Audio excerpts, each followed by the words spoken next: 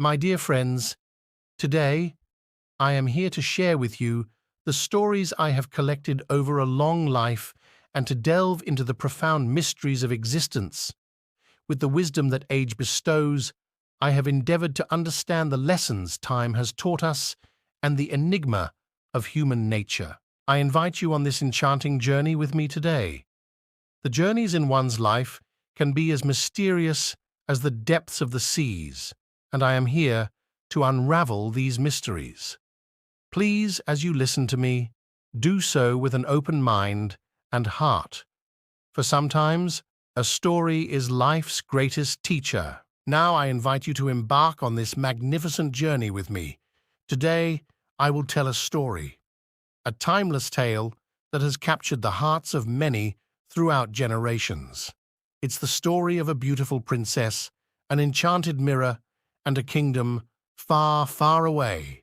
Let's go to Storytelling Corner. Once upon a time, a queen was sitting at a window in her castle. She was sewing with the window open to watch the flakes of winter snow. She pricked her finger with her needle, and 3 drops of blood fell onto the windowsill.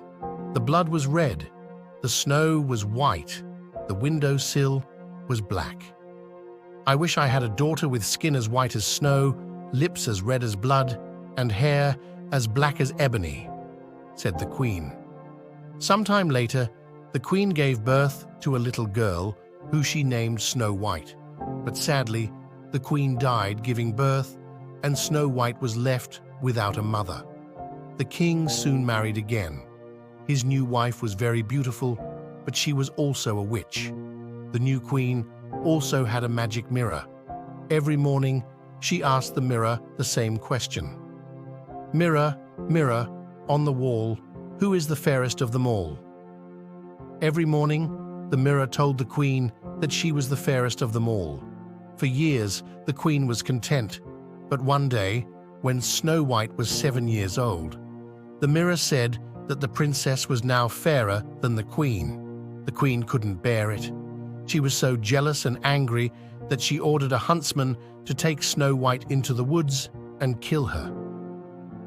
She told him to return with her heart as proof of her death.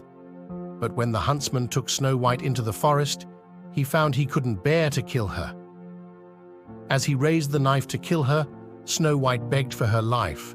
She promised to run far away and never return to the castle again. Reluctantly, as he was very scared of the queen, the huntsman agreed and killed a wild animal instead, so he could present the queen with its heart. Snow White walked through the forest for hours. Finally, she came to a small cottage. The door was unlocked, so she stepped inside.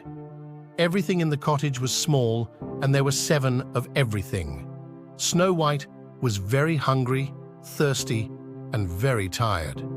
She ate some of the food, drank some of the wine, and tucked herself up in one of the beds. She soon fell asleep. A few hours later, she woke to find 7 small men around her. The men were dwarfs, returned from a day of work in the mines. Though initially alarmed at the idea that someone had broken into their home, the dwarfs soon took pity on the little girl when she explained her stepmother's plan to kill her. They agreed that she could stay with them if she took on the cooking and cleaning of the cottage. Snow White was delighted. "One final rule," said the dwarfs. "You must be careful when alone at home. Don't speak to any strangers or let them in the house." 10 years passed. Snow White grew into a lovely, beautiful young woman, and she was getting on well with the dwarfs. The evil queen, meanwhile, was still obsessed with the idea of her own beauty. She turned to her mirror again and asked, "Mirror, mirror, on the wall, who is the fairest of them all?" The mirror told her that Snow White was still the fairest of them all. The evil queen was incensed. She thought she'd had Snow White killed 10 years ago. She asked the mirror where Snow White was, and because the mirror was bound to always tell the truth, it showed her the cottage in the forest. Having already been betrayed by the huntsman, the queen decided to kill Snow White herself. She set out to the cottage, disguised as an old peddler. She knocked on the door, and when Snow White answered, she showed her the beautifully laced bodices she was selling. She even offered to show Snow White how to lace them up. Snow White agreed, but as the queen tied the laces, she pulled so tightly that Snow White couldn't breathe and collapsed. Thinking Snow White was dead, the queen left. But luckily, the dwarfs returned and unlaced the bodice just in time. Snow White took a huge gasp and was revived. Pleased with herself, the evil queen returned to the castle and turned to her mirror, asking, "Mirror, mirror, on the wall, who is the fairest of them all?" "Snow White," said the mirror. Again, the queen raged. She returned to the cottage, this time dressed up as a tradeswoman. She knocked on the door and showed Snow White a beautiful jeweled comb. She showed Snow White how to wear it, but, of course, the comb was laced with poison. When the queen tucked it into Snow White's hair, Snow White collapsed. Once again, the queen was convinced that she'd killed Snow White and fled back to the castle. But when the dwarfs returned home, they removed the comb from Snow White's locks and she revived. The queen asked her mirror, "Mirror, mirror, on the wall, who is the fairest of them all?" "Snow White," said the mirror. The queen was livid.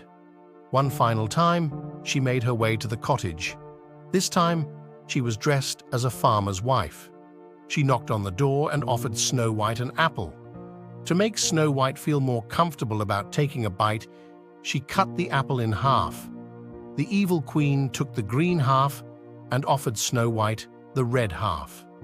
"You see," said the queen, taking a bite, "it's fine." Snow White took a bite, and of course the red half was poisoned. She fell to the floor, and convinced that Snow White really was dead, the queen fled back to the castle. The dwarves returned to the cottage and found Snow White lying on the floor. This time, nothing they did could revive her. Together, they placed her in a glass coffin outside and mourned her death. The next day, a prince was riding by. He came across the coffin and was struck by the beauty of the girl beyond the glass. He knocked on the door of the dwarf's cottage and asked for the story. The dwarfs told him all about Snow White and the witch, how they'd found Snow White lifeless on the floor for a third and final time. The prince asked if he could take Snow White's body back to her father's castle, her rightful resting place. Reluctantly, the dwarfs agreed. The prince and his men transported the coffin through the forest. As they walked, one of his men tripped over a root and stumbled. He dropped his corner of the coffin, and a piece of apple was dislodged from Snow White's throat. Once it was free, she was magically revived. The prince opened the coffin and immediately asked for Snow White's hand in marriage. She agreed and went with him to his kingdom. The prince invited everyone in the land to their wedding except the evil queen. Meanwhile, the evil queen was back at the castle. She consulted her mirror. "Mirror, mirror, on the wall, who is the fairest of them all?" The mirror explained that a prince of a nearby kingdom had a new bride.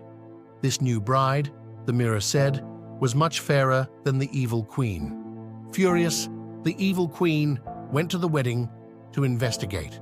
When she saw the bride was Snow White, she was overcome with rage, fear, and jealousy. Just as she was hatching yet another dastardly plan, the prince spotted her. Remembering the stories the dwarfs and his new wife had told him, he ordered the guards to seize her. As punishment for her crimes, he ordered her to put on a pair of red-hot shoes and dance. The shoes burned her feet, and she hopped from one foot to the other until she was dead. The queen asked her mirror, "Mirror, mirror, on the wall, who is the fairest of them all?" "Snow White," said the mirror. The queen was livid. One final time, she made her way to the cottage. This time, she was dressed as a farmer's wife. She knocked on the door and offered Snow White an apple. To make Snow White feel more comfortable about taking a bite, she cut the apple in half. The evil queen took the green half and offered Snow White the red half. "You see," said the queen, taking a bite. "It's fine.